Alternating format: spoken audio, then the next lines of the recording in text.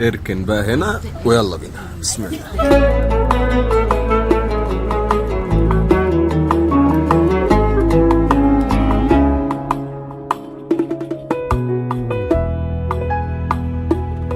النهارده هنجرب الخيمه الرمضانيه، يلا بينا نشوف الموضوع عامل ازاي.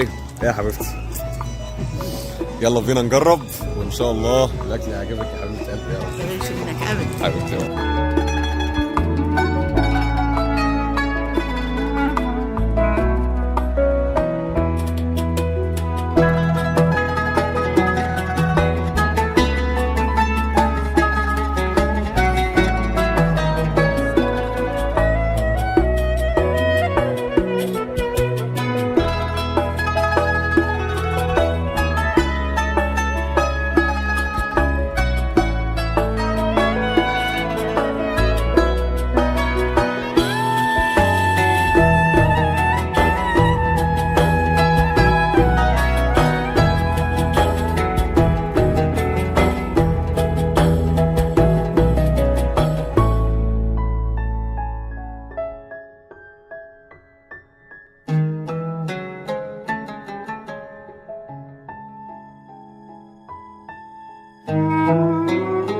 متفائل خير بالتجربه دي وحاسس ان هي تكون فعليا تجربه كويسه.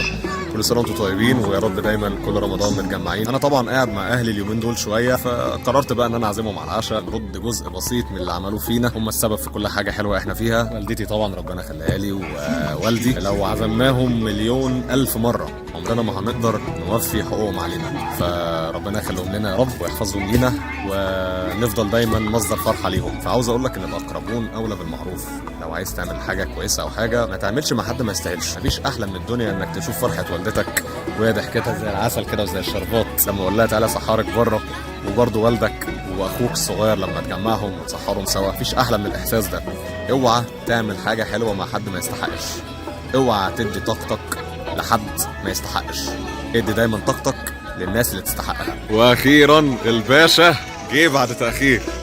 خش يلا، مأجلين السحور من ساعتها. تعالى يا بطل، تعالى. شوف يا ابني انت عايز ايه واطلبه عادي. في ايه؟ يبقى كده 4 طاجن بسطرمه. ربنا يخليك. ماشي ماشي. الزبادي ماشي 4 زبادي. على ما السحور يتحضر قلت اتصور كام صوره كده في المكان الجميل ده.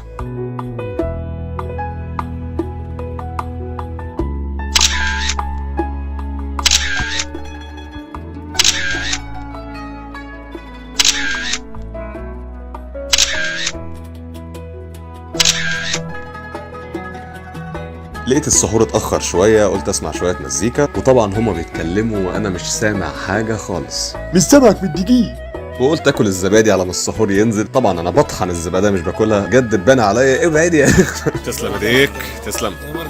يلا بينا. صحيح نسيت اعرفكم، ده والدي وده اخويا الصغير معتز ودي والدتي. واخيرا السحور نزل ويلا بينا نشوف الموضوع عامل ازاي.